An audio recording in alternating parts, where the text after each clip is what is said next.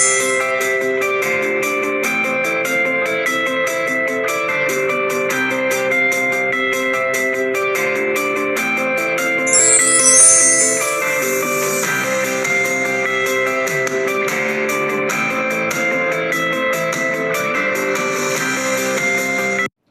And welcome.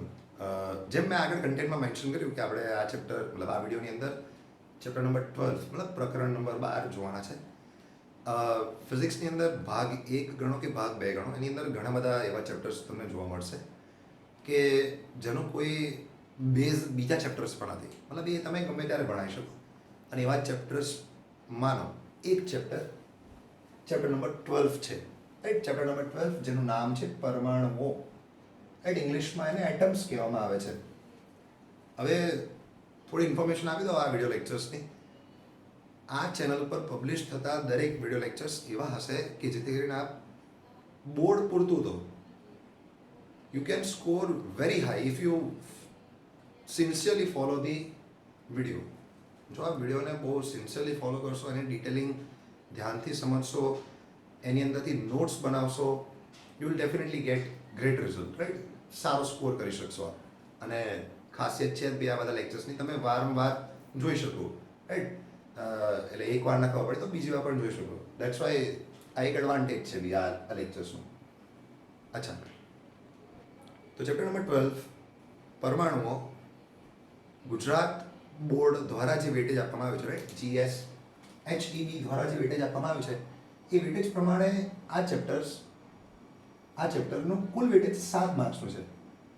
એ 7 માર્ક્સમાંથી મતલબ એ 7 marks પૈકી 3 MCQ આવવામાં આવશે. મતલબ 3 MCQ પૂછે છે નોર્મલી, અને એક ક્વેશ્ચન 4 માર્ક્સમાં આવે છે.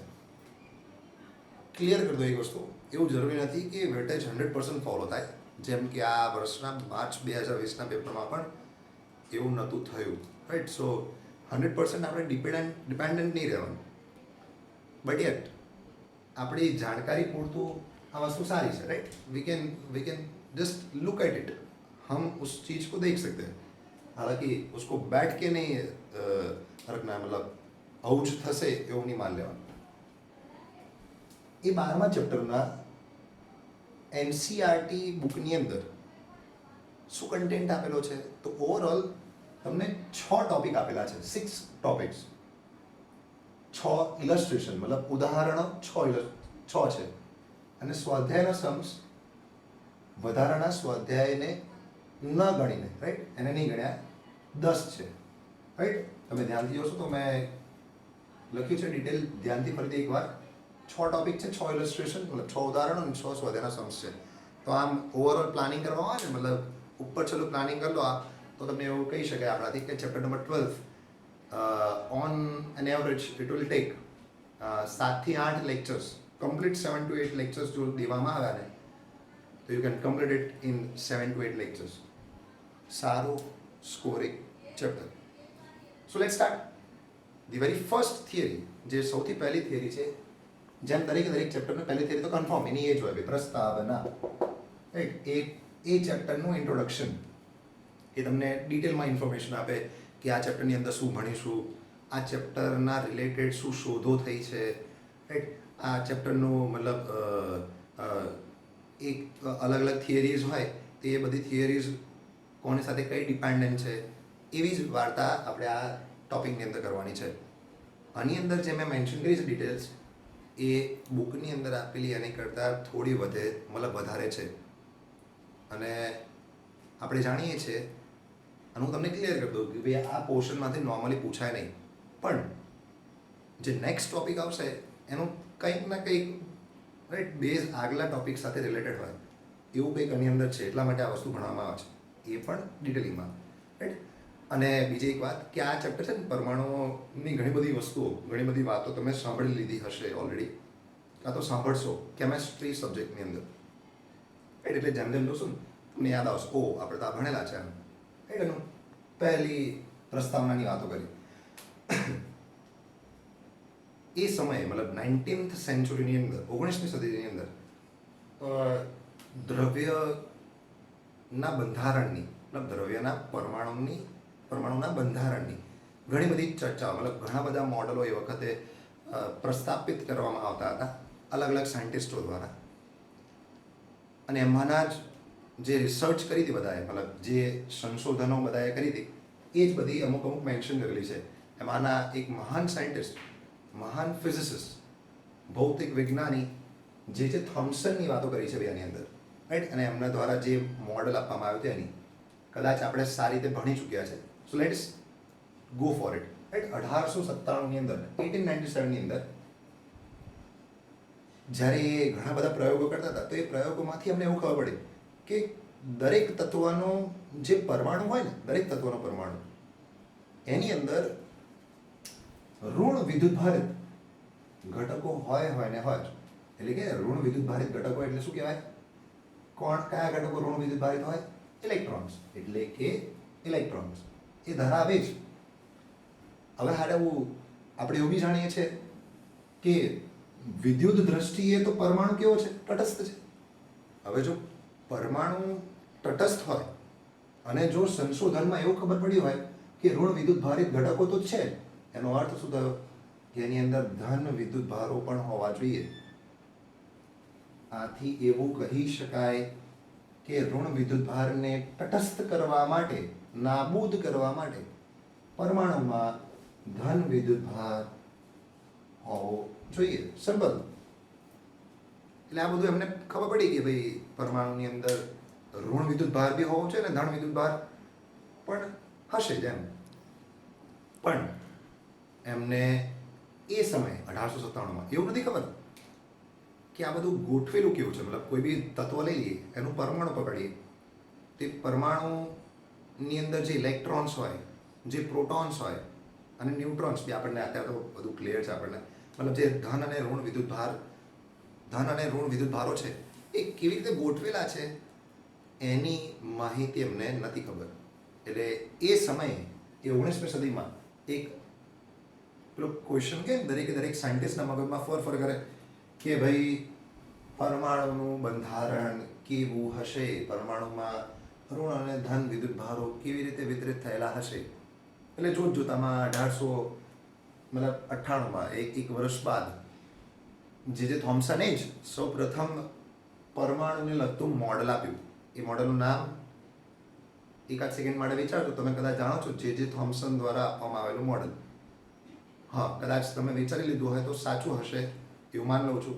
એ જે થોમ્સને જે મોડલ આપ્યો હતો એ મોડલનું નામ હતું થોમ્સન્સ પ્લમ પુડિંગ મોડલ, તરબૂચ મોડલ. કદાચ શબ્દોથી તમે પકડી લો કદાચ, રાઈટ. હવે આપણે એ વસ્તુ તરફ જઈશું. એ દરમિયાન સ્ક્રીનને તમારે, મતલબ આ ભાગ પતી ગયો છે આપણો, તો આ 2 સેકન્ડ માટે સ્ક્રીનને પોઝ કરી દેવાની અને જે વસ્તુ લખેલી હોય એ તમારે ઉતારી લેવાની. નોટ્સ બનાવવી કમ્પલસરી છે સારા રિઝલ્ટ માટે.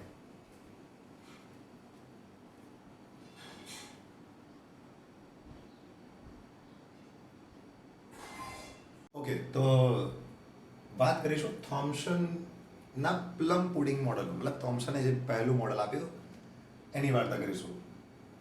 ઓબ્વિયસલી આ મોડલ શેના રિલેટેડ હતું? પરમાણુનું બંધારણ જાણવા માટેનું આ એક પ્રયાસ હતો, રાઈટ. એટલે એ મોડલમાં એમણે શું જણાવ્યું, રાઈટ. એટલે પહેલાં મેં મોડલની ડિટેલ્સ લખેલી છે. ફરી એકવાર આ જે કન્ટેન્ટ છે એ ઘણો ડિટેલમાં લખેલો છે.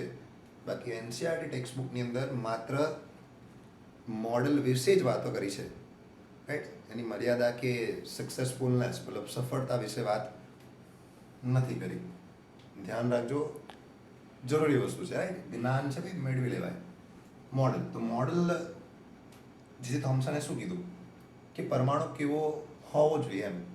તેમના રિસર્ચ દ્વારા, મતલબ એમના પ્રયોગ દ્વારા એમને એવું જણાવ્યું કે પરમાણુનો ધન વિદ્યુતભાર, આની જ વાતો હતી ને, આ પરમાણુ હોય એનો ધન વિદ્યુતભાર બી હોય અને ઋણ વિદ્યુતભાર બી હોય. એનો ધન વિદ્યુતભાર એક નાનો ગોળાકાર અવકાશમાં સમાન રીતે વહેંચાયેલો હોવો જોઈએ. ધન વિદ્યુતભાર હોય એ નાના અવકાશમાં, ગોળાકાર આકારમાં નાના અવકાશમાં સમાન રીતે વહેંચાયેલો હોય છે, મતલબ હોવો જોઈએ. તદુપરાંત ઇલેક્ટ્રોન, મતલબ અને ઇલેક્ટ્રોન તેમાં ચોક્કસ રીતે વિતરિત થયેલા હોવા જોઈએ. આ એમણે દર્શાવેલું મતલબ એમણે પ્રસ્થાપિત કરેલું મોડલ છે. હવે આપ શ્યોરલી ભણેલા છો, તમને શ્યોરલી ખબર છે કે આ પ્લમ પુડિંગ મોડલને, થોમ્સનના પ્લમ પુડિંગ મોડલને તરબૂચ મોડલ પણ કહેવામાં આવે છે. આવું કેમ? તો કે આ પહેલી લાઈન ધ્યાનથી વાંચો તો તમને ખબર પડી જાય. એક ગોળાકાર અવકાશ, સમાન રીતે પેલું કહે ને તરબૂચ છે, તરબૂચનું જે ગર્ભ હોય એમાં સમાન રીતે પેલું લાલ પલ્પી ભાગ કહીએ ને જે આપણે, એ શું છે? એ ધન વિદ્યુતભાર છે. થોમ્સને એવું કીધું હતું. અને પેલા તરબૂચના જે બિયા આવે ને બ્લેક કલરના, ઇલેક્ટ્રોન્સ છે. જે મેં બીજી લાઈનમાં લખ્યું છે, આ મોડલ તરબૂચના ગર્ભમાં ખોસાયેલા બીજ જેવું હોવાથી તેને તરબૂચ મોડલ મતલબ વોટરમેલન મોડલ, તરબૂચ મોડલ અથવા પ્લમ પુડિંગ મોડલ પણ કહેવામાં આવે છે. As simple as that. કારણ કે મોડલ છે આમાં એ લોકો એમણે જે એક્સપેરિમેન્ટ્સ કર્યા હોય એ પ્રમાણે એમણે દર્શાવ્યું હોય. અચ્છા, તો એમનું મોડલ હતું, મતલબ આ એમણે પરમાણુને રિલેટેડ મોડલ મૂક્યું હતું. તો એની સફળતા શું હતી? મતલબ બે બે બે આપણે કહીએ ને કે દરેક થિયરીના બે પાસા હોય, એમાંનો રાઈટ એક પોઝિટિવ ને એક નેગેટિવ પોઈન્ટ ઓફ વ્યૂ હોઈ શકે એમ. તો આ મોડલથી કાં તો એવું કહી શકાય આ રિસર્ચ કરતા હતા મતલબ જે થોમ્સન, એમાંથી એમને શું મળ્યું? તો કે એક્સપેરિમેન્ટલી એમને એવું ખબર પડી ગઈ કે આ પરમાણુ હોય ને, કોઈ બી તત્વનો પરમાણુ, એની સાઇઝ કેટલી હોય, મતલબ એની ત્રિજ્યા કેટલી હોય, તો એ કેટલા ક્રમની હોય યાદ રાખવા લાયક છે. એમને એવું ખબર પડી કે આ રહ્યું જો પરિમાણ 10⁻10 ત્રિજ્યાના ક્રમનું હોય. આટલા ક્રમનું હોય, મતલબ એવું ક્રમનું મતલબ એવું સમજી શકો કે અમુકનું એવું હોય 1 × 10⁻10, 1.1 × 10⁻10, આ રીતનું અલગ અલગ પરમાણુની. પણ હા, જે ગુણક હોય એ 10⁻10 જ હોય, એક ક્રમનું હોય. એવું એમને રિસર્ચ દ્વારા ખબર પડી હતી. આ એક્સપેરિમેન્ટ્સ દ્વારા ખબર પડી હતી. અને તો પછી આપણે એવું કહી શકીએ, શું આ સાચું મોડલ છે? શું અત્યારે વાસ્તવિકપણે અત્યારે જે આપણે પરમાણુનું મોડલ વાપરીએ છીએ એ આ મોડલ છે? તો જવાબ છે ના. કેમ? કારણ કે એની અમુક મર્યાદાઓ હતી. એ શું મર્યાદાઓ હતી? સૌ પ્રથમ મર્યાદા, હવે આ બે પોઈન્ટ ઓફ વ્યૂ બહુ ધ્યાનથી સમજવાના છે. તમને સ્ટાર્ટિંગ પોઈન્ટમાં આ હાર્ડ લાગશે, બટ જેમ જેમ એક કે બે વાર જોશો ને તમને આઈડિયા આવી જશે. આમ તો સમજશો તો બી આઈડિયા તમને સારી રીતે આવી જશે. સમજો, સ્થિત વિદ્યુતશાસ્ત્ર, રાઈટ, ઇલેક્ટ્રોસ્ટેટિક્સ, જે પહેલું અને બીજું ચેપ્ટર છે ને ભાગ 1નું, સ્થિત વિદ્યુતશાસ્ત્રના નિયમ અનુસાર એવું કહે છે કે વિદ્યુત ભારોનું સ્થિર વિતરણ હોવું શક્ય જ નથી, પોસિબલ જ નહીં ભાઈ. એવું હોય જ ના શકે કે કોઈ બી મતલબ કોઈ બી તંત્ર હોય, કોઈ બી સિસ્ટમ હોય, એની અંદર વિદ્યુત ભારો કેવા હોય? સ્થિર. કેમ? કારણ કે વિદ્યુત ભારો હોય ને તો એકબીજા પર બળ લગાવે છે. હવે વિદ્યુત ભારો કયું બળ લગાવે? ચેપ્ટર નંબર 1 રિવાઇઝ કદાચ ખ્યાલ હશે તમને લોકોને. ચેપ્ટર નંબર 1 આધારિત કુલમ્બિયન બળ, નામ તો સાંભળ્યું જ હોય કે બે વિદ્યુત ભારો વચ્ચે કયું બળ લાગે. હવે પાછું આની અંદર પરમાણુની અંદર તો શું વસ્તુ હોય? ઇલેક્ટ્રોન હોય અને પ્રોટોન હોય. મતલબ ધન વિદ્યુત ભાર હોય અને ઋણ વિદ્યુત ભાર હોય. તો ધન અને ઋણ વચ્ચે બી આકર્ષણ બળ તો લાગે ને, એ પણ કુલમ્બિયન બળ જ હોય. તેવું કહી શકાય. જો કારણ કે પરમાણુમાંના ઇલેક્ટ્રોન ધન વિદ્યુત ભારોના કારણે કુલમ્બિયન બળ અનુભવે છે. અને આ માટે જો એ બળ અનુભવે તો ત્યાં રહે નહીં. એક એક્ઝામ્પલ આપું છું, સમજો કે મતલબ માન લો કે આ પરમાણુ છે, માન લો કે આ ધન વિદ્યુત ભાર છે ને આ ઋણ વિદ્યુત ભાર છે. શું આ ત્યાં રહી શકે? ના રહી શકે. કેમ? એક તો પહેલાં જો સમજો, પહેલાં સાઇઝ બહુ નાની છે. એ સાઇઝની અંદર આ બેની વચ્ચે અંતર ગમે તેટલું હોય, તમે કુલમ્બિયન બળ દ્વારા લગાવવાનો છે K(Q1Q2/r²), તો બંને વચ્ચે બળ લાગે છે અને આકર્ષણ બળ લાગે, એટલે चिपक जाए वो लोग चिपक जाएंगे. सो इसके लिए आप ऐसा बोल सकते हो कि ये स्थायी मतलब સ્થિર વિતરણ હોવું શક્ય નથી. અને ભાઈ તો એવું કીધું હતું, બે તરબૂચના બિયા જેવું અહીં નહીં જ રહે, ઇલેક્ટ્રોન તમે ગમે તે કરો હલે નહીં, શક્ય જ નહીં ભાઈ. એટલે આ પહેલી એની લિમિટેશન છે. લિમિટેશન ફરીથી બોલું, સ્થિત વિદ્યુત શાસ્ત્ર હતું. સ્થિત વિદ્યુત શાસ્ત્રની અનુસાર કોઈ બી તંત્રની અંદર વિદ્યુત ભારોનું વિતરણ કેવું સ્થિર ના હોઈ શકે.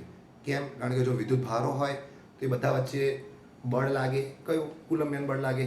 અને એ કુલંબિયન બળ દ્વારા એવું કહી શકાય આપણાથી કે એ કુલંબિયન બળ દ્વારા એ ત્યાં ના ઊભા રહે, એટલે પ્રવેગી ગતિ કરે. પ્રવેગી ગતિ એટલે આમ તેમ ફર કરે, રાઈટ? પ્રવેગી ગતિ કરી શકે છે એવું માની શકાય આપણાથી. પાછું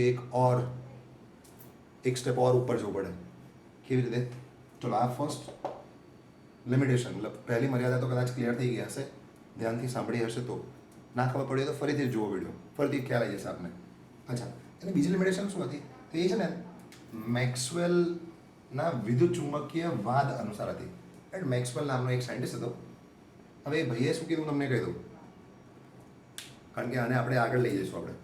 તો મેક્સવેલ નામના સાયન્ટિસ્ટે શું કીધું કે કોઈ બી વિદ્યુત ભાર જો ફર કરતો હોય ને, મતલબ પ્રવેગી ગતિમાં હોય, તો એ એમાંથી ઉર્જાનું ઉત્સર્જન કરે. મતલબ એની જેટલી ઉર્જા હોય એ ઘટતી જાય. એક એક્ઝામ્પલ આપું છું, તમારે એવું ડાયરેક્ટ રિલેટેડ નહીં કરવાનું. ડાયરેક્ટ રિલેટ કરવાની જરૂર નથી. દાખલા તરીકે યુરેનિયમ માન લો આપ. હવે યુરેનિયમ છે ને વાસ્તવિકપણે અસ્થાયી પદાર્થ છે. એટલે શું થાય? સ્થાયી બનવા માટે પોતાનામાંથી ઉર્જાનું ઉત્સર્જન કરે. હવે એ ઉર્જાનું ઉત્સર્જન આપણને કયા સ્વરૂપમાં દેખાય? વિકિરણના સ્વરૂપે આપણને દેખાય. એ જ વસ્તુ, એવી જ વસ્તુ કીધી હતી. હાલાકી યુરેનિયમ તો સ્થાયીપણે બી, મતલબ સ્થિર હોય ને તો પણ એવો ઉત્સર્જન કરી શકે. કેમ? કારણ કે સ્થિર એટલે એક જગ્યાએ મૂક્યો હોય ને તો પણ એ ઉત્સર્જન કરી શકે. કારણ કે એની ખાસિયત છે, કારણ કે એ દ્રવ્ય જ, મતલબ એ તત્વ જે છે એ અસ્થાયી છે. શબ્દોમાં ખોવાઈ ના જો, યુરેનિયમ અસ્થાયી છે નેચરની અંદર, રાઈટ? પ્રકૃતિની અંદર એ અસ્થાયી હોવાથી એ સ્થાયી બનવા જાય, અને સ્થાયી બનવામાં એ ઉર્જાનું ઉત્સર્જન કરે. પણ મેક્સવેલે શું કીધું તો સમજો. મેક્સવેલે એવું કીધું હતું કે કોઈ બી વિદ્યુતભાર જે ફર કરતો હોય ને, મતલબ પ્રવેગી ગતિમાં હોય, તે કોઈ દિવસ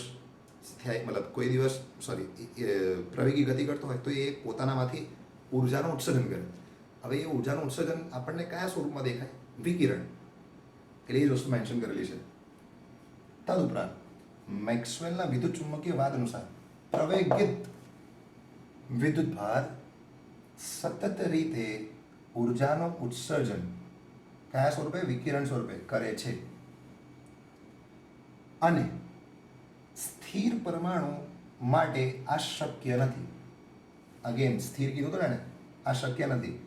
અને જો માન લે કે ચલો સપોઝ શક્ય છે, અને જો શક્ય હોય તો પણ પ્રાયોગિક અસતત તરંગ લંબાઈના વિકિરણના ઉત્સર્જનના અવલોકનો સમજાવી શકતું નથી. હવે આ બહુ અઘરા શબ્દો છે.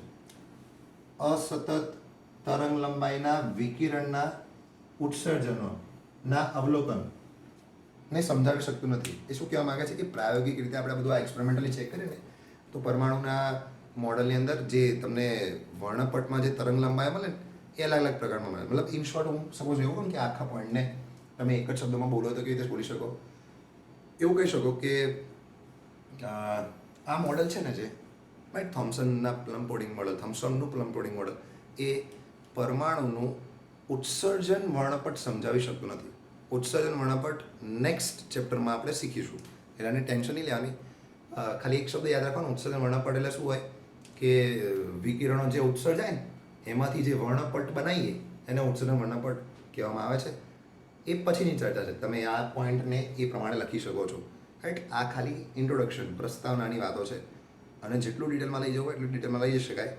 પણ આપના માટે આ ટોપિકમાં આટલું પૂરતું છે, રાઈટ? અગેન સ્ક્રીનને ફોકસ કરીશું આ બોર્ડ ઉપર. 2 સેકન્ડ માટે પોઝ કરી દેવાનું અને લખી લેવાનું. કામની વસ્તુ છે.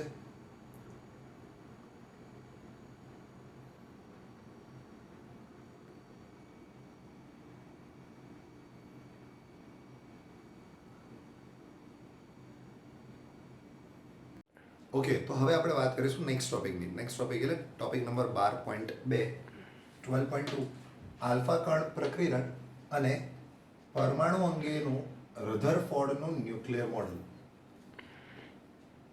ઓકે, તો આ ટોપિક એકચ્યુઅલીમાં બહુ લાંબો છે. આની અંદર બહુ બધી નાની થિયરીઝ આવેલી છે, અને એ પ્રમાણે જોવા જઈએ તો એવું કહી શકાય કે પહેલાં એક્સપેરિમેન્ટ આવશે, પછી અવલોકનો આવશે, પછી રધરફોર્ડ સાયન્ટિસ્ટ એની દલીલો મૂકશે અને ત્યારબાદ પોતાનું જે પરમાણુ અંગેનું મોડલ રજૂ કરશે. એટલે ઘણો બધો લાંબો ટૉપિક છે. તો આ ટૉપિકનો જે સૌથી પહેલો ભાગ છે એવું કહી શકાય એ આ ક્વેશ્ચન સ્વરૂપમાં પૂછાઈ શકે છે. એટલે મેં લખેલું છે કે ગેઇગર માર્સડનનો પ્રકીરણનો પ્રયોગ વર્ણવો.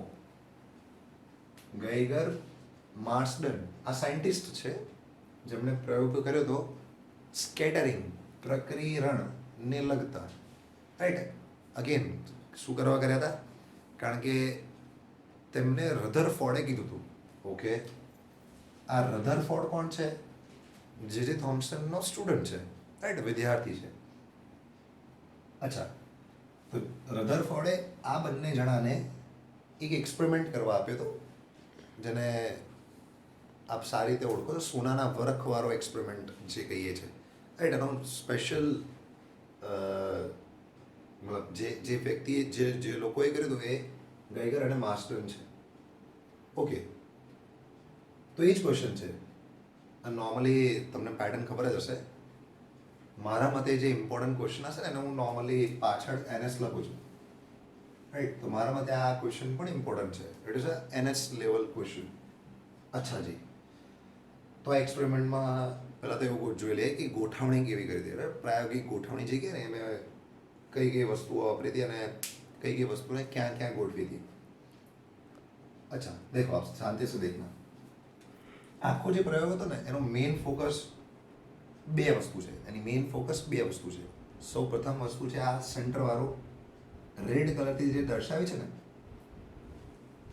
એ સોનાનો વરખ છે. રાઈટ, એ શું વર્ણવે છે? મતલબ એ શું છે? પાતળો સુવર્ણ વરખ. રાઈટ, જાણકારી માટે કહી દો, જે ગોલ્ડ હોય ને ગોલ્ડ, આપણે આગળ ફ્યુચરમાં જોઈશું આપણે આવતી થિયરીઝમાં, એનો પરમાણુ ક્રમાંક કેટલો થાય? Z બરાબર 79. ગોલ્ડ સોનાનો પરમાણુ ક્રમાંક Z બરાબર 79 થાય. ખાલી જાણકારી માટે. તો એકદમ પતળી, મતલબ એકદમ પાતળી સોનાની વરખ, મતલબ પાતળો સોનાનો વરખ લીધેલો હતો. કેટલો પાતળો? તો કે ફ્યુચરમાં સમજાઈશ, પણ તો તમને અત્યારથી કહી દઉં કે એ કેટલો પાતળો હતો? તો 2.1 ગુણ્યા 10⁻7 મીટર. 2.1 ગુણ્યા 10⁻7 મીટર. ઇતના છોટા સા था वो. આજ લીધું હતું તે. આ એક પહેલી મેઇન વસ્તુ છે. બીજી મેઇન વસ્તુ શું છે? આ સ્ત્રોત, સોર્સ. આખો પ્રયોગ છે ને આલ્ફા કણોનો પ્રકીરણનો પ્રયોગ છે. તેમાં આલ્ફા કણો જોઈએ ને, આલ્ફા કણો. હવે કદાચ તમને આઈડિયા નહીં હોય એટલે હું ક્લિયર કરી દઉં. આલ્ફા કણો એટલે શું? બેસિકલી આલ્ફા કણો એટલે હિલિયમનું ન્યુક્લિયસ છે. હિલિયમ ન્યુક્લિયસ એટલે શું કહી શકાય? આપણે કહીએ 2He4 ચાર્જ +2. આ જે છે એને આલ્ફા કણો કહી શકાય. ટૂંકમાં હું જ્યારે ચેપ્ટરમાં કાં તો આપણા ફિઝિક્સની અંદર જ્યારે આલ્ફા કણ શબ્દ આવશે, આલ્ફા કણથી આપણે શું સમજવાનું? એ હિલિયમ ન્યુક્લિયસ છે. એ હિલિયમનો ન્યુક્લિયસ છે. અચ્છા, તો હવે એ હિલિયમ ન્યુક્લિયસની જ્યારે વાર્તા કરવામાં આવે તો ધ્યાનથી સમજો આપ. એ આલ્ફા કણો જોઈએ ને આપણે પાસે, તો આલ્ફા કણો ક્યાંથી લાવવાના? તો કે પ્રકૃતિમાં ડાયરેક્ટલી ના મળી જાય, પણ એક કોઈક એલિમેન્ટમાંથી લાવવા પડે. તો એ સ્ત્રોત કયો, સોર્સ કયો? એ આપણે વાપર્યો હતો, મતલબ એ લોકોએ જે વાપર્યો હતો એ સોર્સ છે બિસ્મથ. 83 214, મતલબ 83 એનો પરમાણુ ક્રમાંક છે અને 214 એ એનો પરમાણુ દળાંક છે. એ ખબર હશે તમને, રાઈટ? ક્રમાંક દળાંક ખબર જ હોય, બેઝિક કેમેસ્ટ્રીના નોટેશન્સ છે બધા, રાઈટ? તો ઓકે, તો બિસ્મથ 83 214 આલ્ફા કણનો સ્ત્રોત છે. મતલબ એમાંથી આલ્ફા કણો મળે છે આપણને. હવે આલ્ફા કણો મળે ને એ અસ્તવ્યસ્ત બધી જગ્યાએ મળે આપણને, રાઈટ? હવે આપણું મેઇન ટાર્ગેટ છે પેલા ઉપર આપાત કરવું. કોની ઉપર? આ ગોલ્ડ ફોઇલ પર આપાત કરવાનું હતું. એટલે આપણે એકદમ પાતળી કિરણાવાળી બનાવવાની હોય. એ પાતળી કિરણાવાળી બનાવવાનું કામ કોણે લીધું હતું? તો કે આ જે દેખાય છે ને તમને, આ બધા બ્લોક છે, બ્લોક્સ કયા મટીરિયલના? સીસાના બ્લોક છે, રાઈટ. પીબી લેડ સીસાના બ્લોક છે. હવે સીસાના બ્લોકનું મેઇન કામ શું છે? તો કે અહીંથી જે કિરણો મતલબ બહુ જાડી કિરણ આવતી હોય એને એકદમ પતલી કરી નાખે. મતલબ આ જે બ્લુ કલરથી ડોટેડ લાઈનમાં થઈ છે ને એ આલ્ફા કિરણોનો જથ્થો છે, પણ એક સીધી લાઈનમાં એમ. મતલબ બધા આલ્ફા કણો આમ જઈ રહ્યા છે કોણ તરફ? આની પર પડી રહ્યા છે. અમુક બુકમાં એવું મેન્શન કર્યું છે કે આ કેટલી પતલી છે. હા, જાણકારી માટે સારી વસ્તુ છે. હાઉ મચ સ્મોલ, કિતની मतलब छोटी सी है. मतलब કેટલી નાની? તો કે આપણે ધ્યાનથી જોઈએ ને, તમે આ બધો પરમાણુ હોય કે ના હોય, આ કયા મટીરિયલનું છે? સોનાનું. તો તમે ધ્યાનથી જુઓ ને તો એ કેટલી પતલી. તમે લાઈનમાં જો ને, આ એક જ લાઈન છે અને એક લાઈન એટલે કેવી લાઈન? એક લાઈનમાં એક જ પરમાણુ. આ એક જ પરમાણુ હોય ને, એક મતલબ ડબલ નહીં એમ. ધ્યાન से समझना હું શું બોલું છું. આ જે સોનાનો વરખ છે એની અંદર કોના પરમાણુ હોય? સોનાના. તો એ બધા એ કેટલા હોય? અસંખ્ય હોય ને. એ અસંખ્ય પૈકી તમારે એ જે લાઈન જે છે એ પતલી લાઈન એ એવી રીતે લીધી હતી, મતલબ જાડાઈ એવી રીતે સિલેક્ટ કરી હતી કે જેથી કરીને એ જાડાઈમાં મતલબ એક લાઈનમાં એક જ આવે એટલે આખી એવી રીતે આ લાઈન બનાવવામાં આવેલી છે. એકદમ ક્લિયર? ચલો એક સ્ટેપ આગળ વધીએ. સ્ત્રોત બિસ્મથ 83-214, સોનાનો વરખ, જાડાઈ છે 2.1 × 10⁻7 મીટર. શીશાના બ્લોક વડે પાતળી એકદમ કિરણાવાળી બનાવી દેવામાં આવે આલ્ફા કણોની. એ જ્યારે આપાત થાય તો આ ગેઇગર અને માર્સડનને રુધરફોર્ડે શું કીધું હતું કે તમે ચકાસો કે શું આલ્ફા કણો મોટા ખૂણે પ્રક્રિયારિત થાય છે કે નહીં એમ. એટલે મેં ચેક કરવાનું હતું કે કેટલા ખૂણે પ્રક્રિયારિત થાય છે. પ્રક્રિયારિત એટલે શું? અથડાય તો વળવું, અથડાઈને પછી વળી જાય એ પ્રોસેસને પ્રક્રિયરણ કહી શકાય આપણાથી. અહીંથી આમ જાય અને માન લો કે થીટા ખૂણે પ્રક્રિયારિત થાય તો આપણને ખબર પડે. કેમ નહીં ખબર પડે? કે એ મતલબ કેટલા ખૂણે કોણ ગયું? તો એની માટે એક સ્ક્રીન રાખેલી છે. આ સ્ક્રીન આ જે દેખાય છે ને અર્ધવર્તુળાકાર જેવું કંઈક એ એક સ્ક્રીન છે, પડદો. કયા મટીરિયલનો? ઝિંક સલ્ફાઇડ, ZnS નો પડદો છે. ઝિંક સલ્ફાઇડનો પડદો છે. કેમ સ્પેશિયલી ઝિંક સલ્ફાઇડ? કારણ કે આ મટીરિયલની ખાસિયત છે કે એની પર જેવો આલ્ફા કણ પડે ને એટલે એક ઝબકારો થાય. ખરી એક ઝબકારો થાય અહીં આગળ એટલે એક સ્પોટ ક્રિએટ થઈ જાય, રાઈટ. એક ઘાટું સ્પોટ ક્રિએટ થઈ જાય એટલે એ તમારે નોંધી લેવાનું. હવે નોંધવાનું કામ કોણ કરે? ડિટેક્ટર. કે જેની અંદર મતલબ ડિટેક્ટર ડિટેક્ટ કરે. માઇક્રોસ્કોપની મદદથી આપણે એને આસાનીથી જોઈ શકીએ, રાઈટ. ગણી શકીએ કે ભાઈ અહીં આગળ આટલા ખૂણે આવ્યો. સાયન્ટિસ્ટોએ આ જ કામ કર્યું હતું.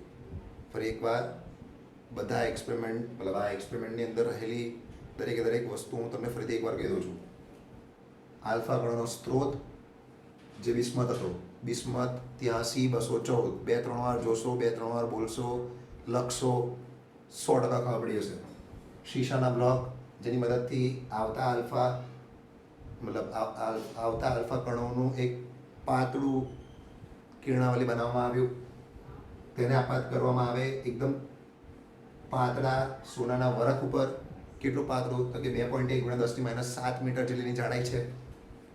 અને ત્યારબાદ જે પ્રક્રિયન થાય છે આલ્ફા કણોનું પ્રક્રિયન એ ક્યાં આગળ મેઝર કરવાનું, મતલબ ક્યાં આગળ માપવાનું, ક્યાં આગળ મળે આપણને? તો એક ઝિંક સલ્ફાઇડનો એક પડદો હોય એની ઉપર ટેમ્પરરી ઝબકારો થાય એ નોંધવાનું માઇક્રોસ્કોપની મદદથી.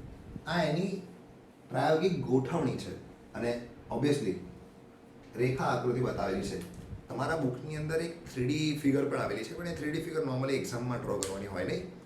એટલે મેં એ જ દર્શાવ્યું છે જે આપના કામનું છે એક્ઝામ પોઈન્ટ ઓફ વ્યૂથી. ચલીએ આગે बढ़ते हैं. તો આખી ગોઠવણી મેં અહીં પોઈન્ટ વાઇઝ મેન્શન કરેલી છે. એકચ્યુઅલીમાં આ ક્વેશ્ચનમાં આપણે શું કરવાનું છે કે પ્રાયોગિક ગોઠવણી સમજાવવાની છે અને ત્યારબાદ એના પરિણામો, મતલબ આ એક્સપેરિમેન્ટ કર્યો તો એમણે શું નોંધ્યું એ દર્શાવવાનું છે. યાદ રાખજો, આ કરવાનું કીધું હતું રુધરફોર્ડે, મતલબ રધરફોર્ડે, અર્ન્સ્ટ રુધરફોર્ડ એનું આખું નામ હતું. ERNST, અર્ન્સ્ટ Rutherford. રધરફોર્ડ તો ખ્યાલ જ છે આપણને. અચ્છા, હા, તો છેલ્લે શું થવાનું? એકવાર આ લોકો પરિણામ લાવશે, એ બધા જ પરિણામો કોને આપશે? રધરફોર્ડને. અને રધરફોર્ડ પોતાની દલીલો વ્યક્ત કરશે, જે આપણે આ જ ટોપિકનો નેક્સ્ટ પોર્શન છે. કાંઈ નહીં, ચલો આગળ વધીએ. આપણે જોઈ લઈએ કે મેં કયા કયા પોઈન્ટ્સ કેવી રીતે લખેલા છે. ધ્યાનથી ફોકસ કરજો. 99% મેં બધું સમજાવી દીધું છે આ ક્વેશ્ચનનું. ચલીએ, આકૃતિમાં ગેઇગર માસ્ટરના પ્રયોગની ગોઠવણી ની રેખા આકૃતિ દર્શાવેલ છે. રાઈટ, સીધી વાત છે. આકૃતિમાં દર્શાવ્યા મુજબ રેડિયો એક્ટિવ સ્ત્રોત બિસ્મથ BI 83214 માંથી ઉત્સર્જિત થતા એક નાની વસ્તુ 5.5 મિલિયન ઇલેક્ટ્રોન વોલ્ટ આ ઉર્જા છે. કોની?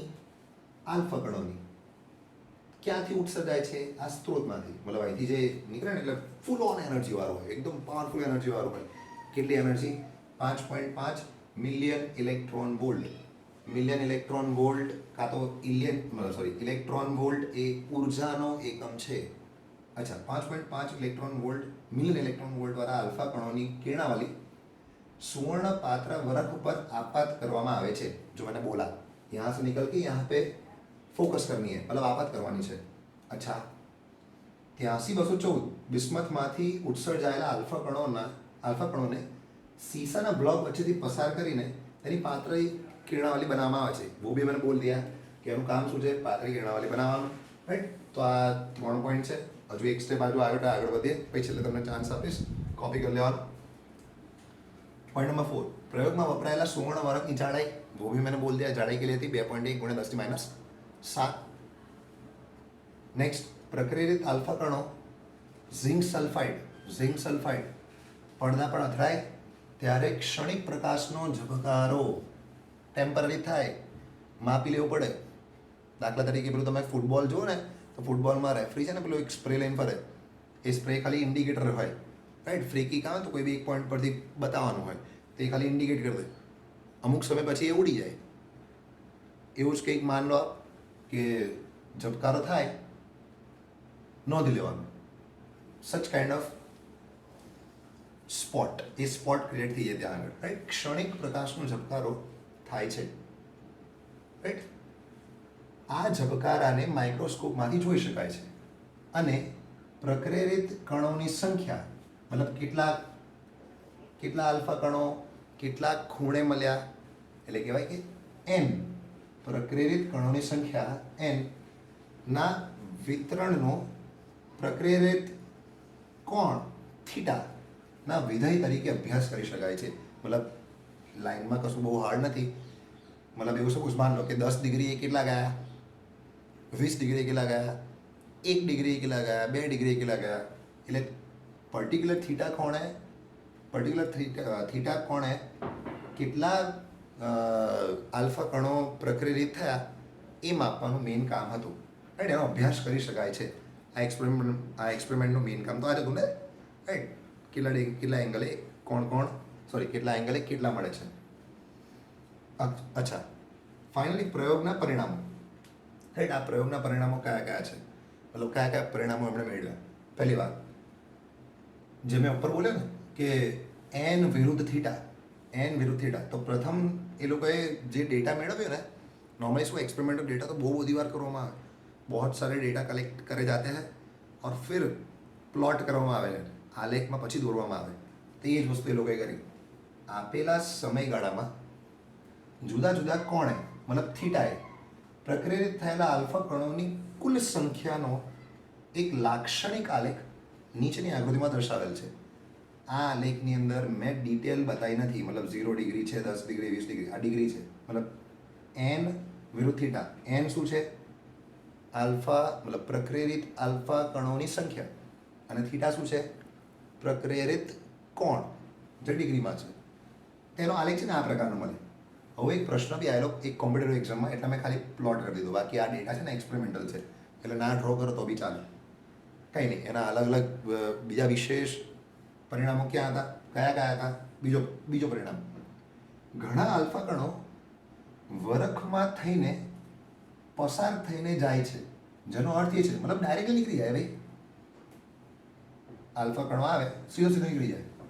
ફરી એક વાર વાંચો, ઘણા આલ્ફા કણો મતલબ મોટા ભાગના વરખમાંથી થઈને પસાર થઈ જાય છે, જેનો અર્થ એ છે કે તેઓ સોનાના પરમાણુઓ સાથે કોઈ અથડામણ મતલબ કોઈ સંઘાત अनुभवता नहीं, सीधे सीधे निकल जाते हैं. कौन? आल्फा कणो. ક્યાંથી? પેલો વરખ હોય ને એમાંથી સમ નીકળી આવે. આ અવલોકન હતું એમનું ભાઈ, મતલબ આ પરિણામ હતું. નેક્સ્ટ, લગભગ 0.14% મતલબ ટોટલ આવતા હોય ને એમાંના 0.14% આલ્ફા કણોનું 1 ડિગ્રી કરતાં વધારે પ્રક્રિયણ થાય છે, એટલે બહુ ઓછાનું. તમે ઊંધું વિચારો, રાઈટ? તમે જોશો ને ત્યાંથી તો 99.86% का क्या होता है? 99.86%નું પ્રક્રિયણ 1 ડિગ્રી કરતાં ઓછું થાય છે. મતલબ બધા જ એક નાની સૂક્ષ્મ જગ્યામાંથી પસાર થઈ જાય છે. 1 ડિગ્રી કરતાં વધારે પ્રક્રિયણ કરતું, મતલબ સિમ્પલ એક્ઝામ્પલ આપું જો, મતલબ માન લો આ ગોલ્ડ ફોઇલ છે, મતલબ સોનાનો વરખ છે, અને આ આપણી સ્ક્રીન છે. હવે અહીંથી જે આવે ને, મતલબ માન લો કે આ એની ઓરિજિનલ દિશા છે, અને માન લો કે આ 1 ડિગ્રી છે, થીટા બરાબર 1 ડિગ્રી છે. હાલાકી આટલો મોટો ના હોય પહેલી વાત. જો આ 1 ડિગ્રી હોય તો 1 ડિગ્રી કરતાં વધારે પ્રક્રિયણ ધરાવે, 1 ડિગ્રી કરતાં વધારે પ્રક્રિયણ ધરાવે એવા કેટલા? એવા માત્ર 0.14%. મતલબ બીજા બધા જ તમને આ 1 ડિગ્રીમાં જ મળે, અને એમાં 1 ડિગ્રી છે નોર્મલી આ લાઈનથી મેઝર કરવામાં આવે. ધ્યાન રાખજો આ વસ્તુનું. આ બધું અવલોકન છે, રાઈટ? પરિણામો છે જે એમને મળ્યા હતા એક્સપેરિમેન્ટ કર્યા બાદ. લાસ્ટ, લગભગ 8000માંથી એકનું વિચલન, નવો શબ્દ, વિચલન 90 ડિગ્રી કરતાં વધુ થાય છે. વિચલન એટલે શું? જવો જોઈએ પણ જાય નહીં, એ બંને વચ્ચેનો ખૂણો. એક એક્ઝામ્પલ આપું. માન લો કે આલ્ફા કણ અહીંથી આવે છે. હવે જો આ ના હોત, સોનાનો વરખ ના હોત, તો આમ સીધો સીધો જતો રહ્યો, પણ સોનાના વરખના કારણે એ આમ મરી ગયો, તો જવો જોઈતો તો અહીં જવો જોઈતો હતો, પણ ગતો રહ્યો અહીં. તો આ બંને વચ્ચે જે ખૂણો હોય ને એને વિચલન કહી શકાય. ફરી એક વાર માન લો, બીજું એક એક્ઝામ્પલ આપો. માન લો આ સોનાનો વરખ છે, અને આ શું છે? સ્ક્રીન. આલ્ફા કણો છે. હવે આલ્ફા કણો આવે છે માન લો, તો સીધા સીધા જવા જોઈએ. જો આ ના હોય તો સીધા સીધા જતા થાય. પણ માન લો અમુક આમ નીકળી ગયા, અડી નીકળી ગયા, એમ એટલે બહુ વિચલન થયું, એમ સોરી બહુ પ્રક્રિયણ થયું. તો જવા જોઈતા હતા આમ, અને ગતા રે આમ. આ બંને વચ્ચે જે ખૂણો હોય ને એને ડેલ્ટા કહેવામાં આવે. નોર્મલી વિચલન એટલે ડેલ્ટાથી આપણે દર્શાવીએ છીએ. વિચલનને ડેલ્ટાથી દર્શાવવામાં આવે. બહુ ડિટેલમાં સમજવાની આપણે જરૂર નથી, ખાલી આ રિઝલ્ટ છે, પરિણામો. નોર્મલી પરિણામોને તો ગોખવાના હોય છે, પણ તોય આપને હું શ્યોર છું કે આપણે ધ્યાનથી સાંભળ્યું હશે તો આપને આ ટોપિક એકદમ ક્લિયર હશે. તો આ હતું એની ગાઈગર માસ્ડન દ્વારા કરેલ પ્રયોગની ડિટેલમાં માહિતી. રાઈટ? સ્ક્રીન પોઝ કરવાની અને બધું જ નોંધી લેવાનું. હું એકવાર સ્ક્રીન તરફ લઈ જાઉં છું.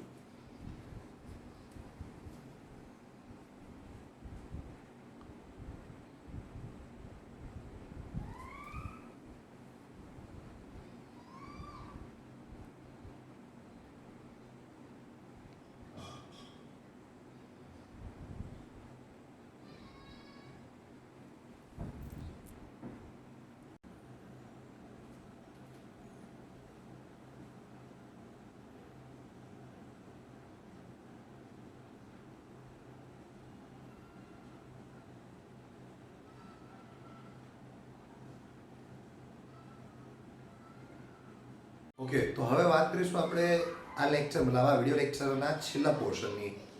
આ છેલ્લો પોર્શન શેના વિશે છે?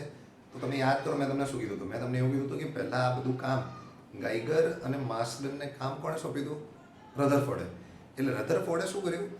એ લોકોએ જે કામ કર્યું હતું એના પરિણામો જોયા, અને એ પરિણામો જોયા બાદ એમણે દલીલો વ્યક્ત કરી, રાઈટ? એટલે એમના પોઈન્ટ ઓફ વ્યૂ મૂક્યા. તો મેં એ વસ્તુને આ એક ક્વેશ્ચનના મારફતે જ સમજાવ્યું છે. મેં કેવો ક્વેશ્ચન કે પ્રકીર્ણ પામતા આલ્ફા કણો માટે રધરફોર્ડની દલીલો સમજાવો. મતલબ એણે કઈ કઈ વસ્તુ કીધી એમ. એટલે અવલોકનો પરથી જ એણે દલીલો કાઢી હતી બધી, એની વાર્તા કરીશું આપણે. ઓકે, તો એક વસ્તુ આવે, એક વસ્તુ ધ્યાનથી સમજી લેજો. હાલાકી ચલો ને એ વસ્તુ એની અંદર જ સમજી લઈશું ને. ચલો લેટ સ્ટાર્ટ.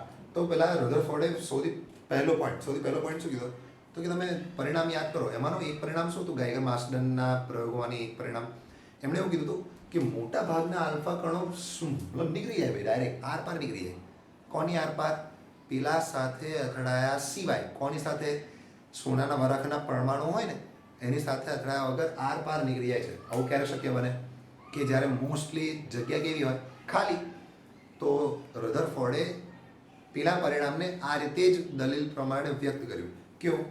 કે એણે દર્શાવ્યું કે મોટા ભાગના આલ્ફા કણો ખૂબ જ નાના કોણે પ્રકીર્ણ પામે છે ને, એટલા માટે પરમાણુઓ, રાઈટ? પરમાણુ કેવા હશે? પરમાણુઓ પોલા હશે, રાઈટ? મોસ્ટ ઓફ જગ્યા ખાલી જ હોય તો જ આ શક્ય છે કે બધા આરપાર નીકળી જાય, રાઈટ? બીજી દલીલ. હવે આ એક છે ને એક પરિણામ છે. તમારે પેલા પરિણામોમાં આ એક પરિણામ એડ કરી દેવાનું. એકચ્યુઅલીમાં એનસીઆરટીમાં આ વસ્તુ આપી નથી. આ જૂના સિલેબસની નો કન્ટેન્ટ છે, અને એ તમે પરિણામમાં એડ કરી શકો, કારણ કે આ એક એક્સપેરિમેન્ટનું જ રિઝલ્ટ છે. હવે બહુ બધા પરિણામમાંથી એક પરિણામ કેવું હતું કે માન લો કે મેં ગોલ્ડ ફોઇલ ઉપર 10,000 આલ્ફા પાર્ટિકલ્સ મતલબ આલ્ફા કણો નાખું.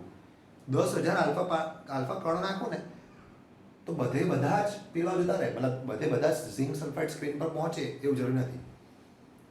અમુક પાછા બી આવી શકે. તે લોકોએ શું અવલોકન કર્યું હતું કે 10,000માંથી એકાદ જ પાછો આવે. બહુ ઓછા એટલે કેટલા? 10,000 પૈકી એક, 10,000માંથી એક જ પાછો આવે. હવે આ અવલોકન પણ નોંધવ્યું હતું ગાઈગર માર્સડને. તો એની પરથી કોણે મતલબ રધરફોર્ડે કેવી દલીલ આપી? રધરફોર્ડે એવું કીધું ખૂબ જ થોડા કણો મતલબ કેટલા? 10,000માંથી એક બેકવર્ડ દિશામાં એટલે પાછા, એટલે કે થીટા બરાબર 180 ડિગ્રી. આની પર માર્ચ 2020માં એક એમસીક્યુ પૂછાયો હતો, પણ બીજા ફોર્મમાં પૂછાયો હતો. પણ યાદ રાખજો, આ તમને ફરીથી સમજાશે આ વસ્તુ ડિટેલમાં, ઓબ્વિયસલી નેક્સ્ટ લેક્ચરમાં. પણ તોય theta is equal to 180 degree પ્રકરિત થતા હોવાથી રધરફોર્ડે બે મુદ્દા વ્યક્ત કર્યા. રધરફોર્ડે બે વસ્તુ કીધી કે આવું ક્યારે થાય? 10,000માંથી એક જ પાછો આવે ને, તો એ ક્યારે શક્ય છે? તો પોસિબિલિટીઝ શું છે? એટલે દલીલ કેવી રીતે આપી? પહેલું એણે એવું કીધું, તમને યાદ છે પેલી સાઇઝ કેટલી હતી? સોનાના વરખની સાઇઝ કેટલી હતી? એકદમ પતલી, 2.1 × 10⁻7 મીટર, એટલે ખૂબ જ પતલું. તો તમે એવું ના કહી શકો, મતલબ આપણે એવું ના સમજી શકાય કે હારું પાછું કેમ આવ્યો છે? તો કે બહુ બધા અથડામણ થયા હશે, મલ્ટિપલ, એક કરતાં વધારે આલ્ફા કણો ભેગા થઈ ગયા હશે, એટલે પેલાને આગળ જવાનો ચાન્સ નહીં મળ્યો, એટલે પેલો પાછો આવી ગયો છે. આવું શક્ય નથી. ફરી એકવાર, બહુ બધા એક જગ્યાએ બહુ બધા એકઠા થઈ ગયા હશે એટલે એકાદ પાછો આવી ગયો હશે, એવું શક્ય નથી. કેમ? કારણ કે આપણે જે સાઇઝ લઈએ છીએ ને સોનાના વરખની એ બહુ સૂક્ષ્મ છે. આ જ એણે પહેલા ફોર્મમાં કીધું કે ધાતુના વરખની જાડાઈ ખૂબ જ પાતળી હોવાથી આલ્ફા કણોના એક કરતાં વધારે પ્રક્રિયાની ઘટના દ્વારા આલ્ફા કણોનું બેકવર્ડ દિશામાં પાછું આવવું એની શક્યતા લગભગ 0 છે. ફરી એકવાર, પાછો આવે છે 10,000માંથી એક પાછો આવે છે, એનું કારણ એવું ના હોઈ શકે કે ત્યાં આગળ એક કરતાં વધારે પ્રક્રિયા થયા હશે, એકાદ પાછો આવી ગયો છે. એવું પોસિબલ જ નથી ભાઈ. ધ્યાનથી આ પોઈન્ટને વારંવાર જુઓ, આઈડિયા આવી જશે હું શું બોલ્યો, રાઈટ? અચ્છા, બીજો પોઈન્ટ, અને આ મેઇન પોઈન્ટ છે.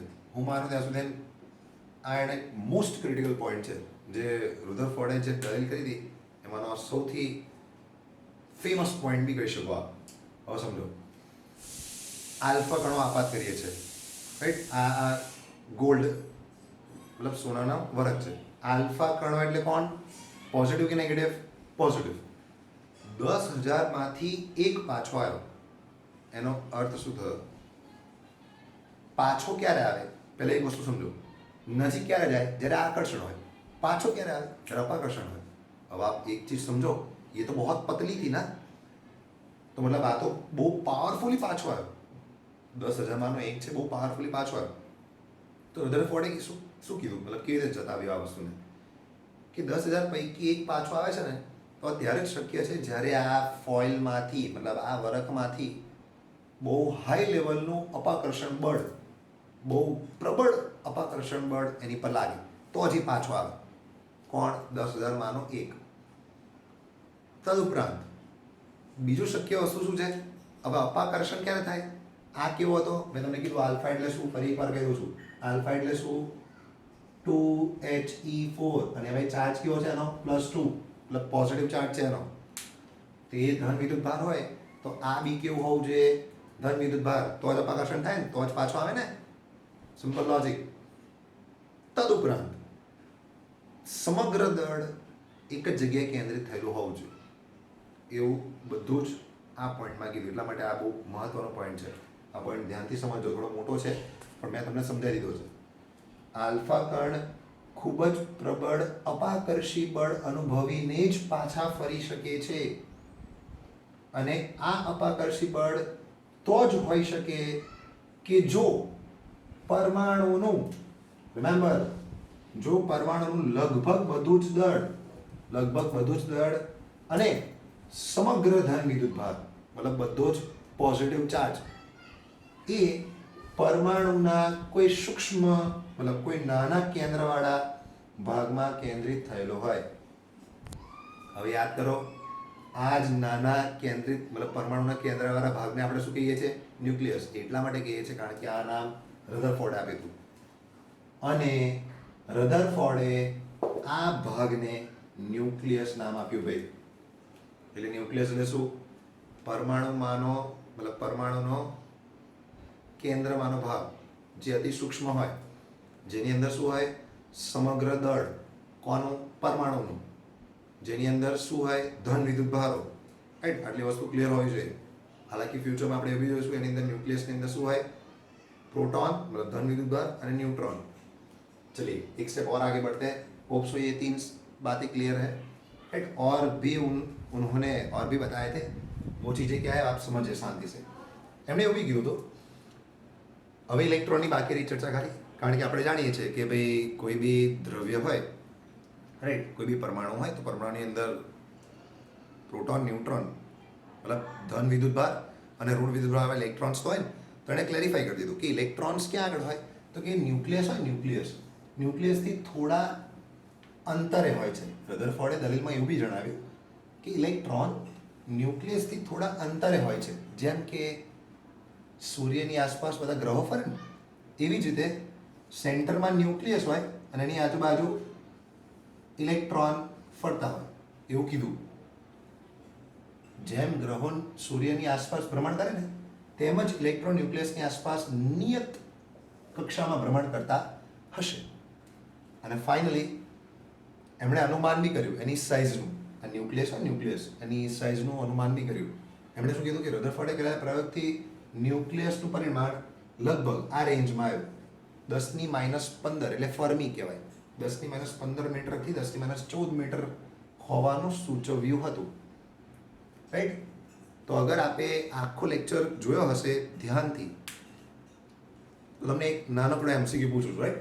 તમારે કોમેન્ટ સેક્શનમાં ABCD, રાઈટ, કયો આન્સર આવશે એ તમારે મેન્શન કરી દેવાનો છે. ઇમ્પોર્ટન્ટ એમસીક્યુ, પૂછાઈ શકે એવો એમસીક્યુ. પરમાણુનું પરિમાણ, મતલબ સાઇઝ, ન્યુક્લિયસના પરિમાણથી ખાલી જગ્યા ઘણો ખાલી જગ્યા છે. 3 બ્લેન્ક છે.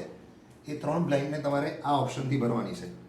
દાખલા તરીકે સપોઝ તમે એ ઓપ્શન સિલેક્ટ કરો અને મતલબ શું થયો?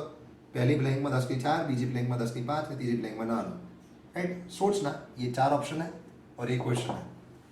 एक दिन के बाद, राइट, हालांकि आज डेट कौन सी है? 20 अप्रैल है. 20 अप्रैल. तो ये मतलब आ 20 एप्रिल થયું, 2 દિવસ પછી 22 એપ્રિલે હું આન્સર લખી દઈશ, right. Be careful about this MCQ. હવે હું આખી થિયરી તરફ લઈ જાઉં છું કેમેરાને. પોઝ કરીને ફોકસ કરી લેજો, રાઈટ.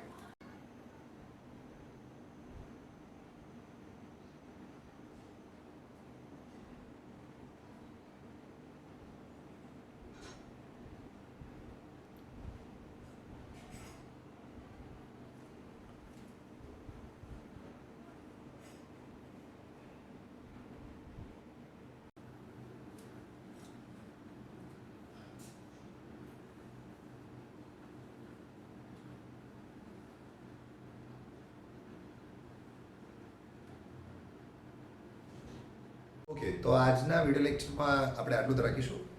નેક્સ્ટ પોર્શન આપણે નેક્સ્ટ વિડીયોમાં કવર કરીશું. અને જેમ મેં વિડીયોમાં કીધું તે પ્રમાણે ફરીથી એકવાર કહી દઉં છું, આ બધું જ નોંધવાનું રાખજો, નોટ બનાવજો, એક પરફેક્ટ નોટ્સ બનાવજો. At the end of 7 to 8 lecture, 7-8 lecture પછી આપની નોટ્સ એકદમ પરફેક્ટલી ચેપ્ટર કવર થઈ ગયું હશે, રાઈટ. જો તમે મારા પ્રમાણે કામ કર્યું હશે અને તમને સારું એવું નોલેજ પણ મળશે, right. Till then take care and will see next time.